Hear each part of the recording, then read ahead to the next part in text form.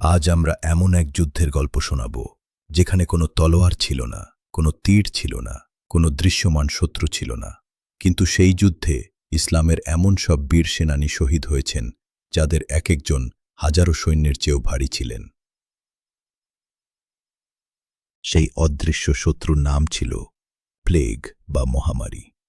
আর সেই কঠিন সময়ে যিনি নিজের জীবন দিয়ে উম্মাহর আমানত রক্ষা করেছিলেন তিনি হলেন জান্নাতের সুসংবাদ প্রাপ্ত 10 জন সাহাবীর অন্যতম হযরত আবু উবায়দা ইবনুল জাররাহ রাদিয়াল্লাহু তাআলা আনহু, যাকে স্বয়ং বিশ্বনবী হযরত মুহাম্মদ সাল্লাল্লাহু আলাইহি ওয়াসাল্লাম উপাধি দিয়েছিলেন আমিনুল উম্মাহ বা এই উম্মতের সবচেয়ে বিশ্বস্ত ব্যক্তি। হযরত আবু উবায়দা রাদিয়াল্লাহু তাআলা আনহু ছিলেন সেই ব্যক্তি যার সম্পর্কে দ্বিতীয় খলিফা হযরত উমর ইবনুল খাত্তাব রাদিয়াল্লাহু তাআলা আনহু মৃত্যুশয্যায় বলেছিলেন, আজ যদি আবু উবায়দা জীবিত থাকতেন তবে আমি তাকেই পরবর্তী খলিফা মনোনীত করে যেতাম এবং আমাকে আল্লাহর সামনে কোনো জবাবদিহি করতে হতো না।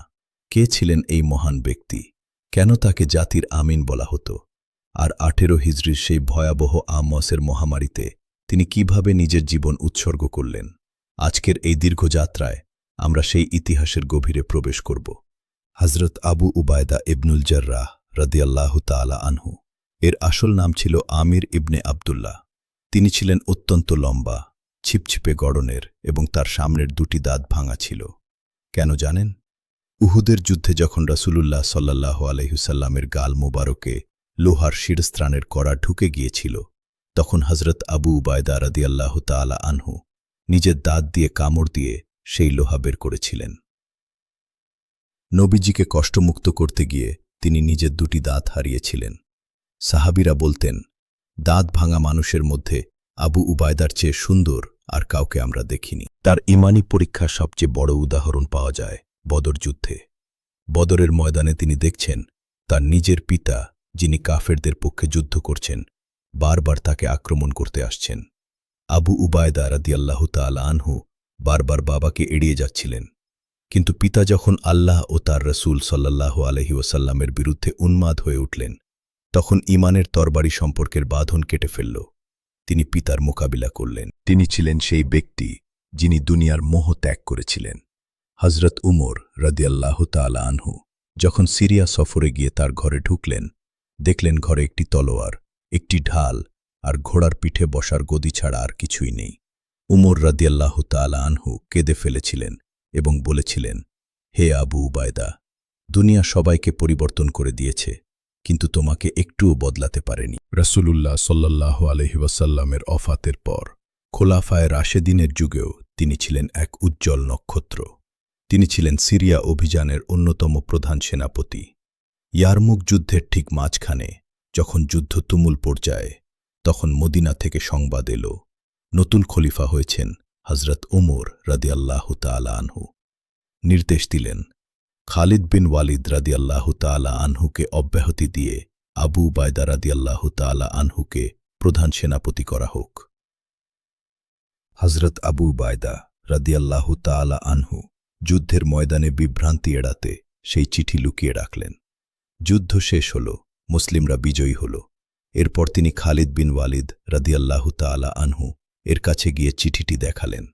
আবু উবায়দা রাদিয়াল্লাহু তাআলা আনহু অত্যন্ত বিনয়ের সাথে উত্তর দিলেন, আমি চাইনি যুদ্ধের ময়দানে কোনো বিশৃঙ্খলা তৈরি হোক।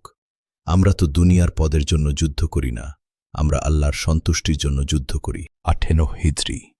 সিরিয়া ও ফিলিস্তিন তখন মুসলিমদের অধিকারে, কিন্তু হঠাৎ ফিলিস্তিনের আমওয়াস নামক একটি ছোট্ট গ্রাম থেকে এক ভয়াবহ মহামারী ছড়িয়ে পড়ল। ইতিহাসে একে বলা হয় তাউনে আমওয়াস বা আমওয়াসের প্লেগ। এই রোগটি ছিল অত্যন্ত ভয়ানক।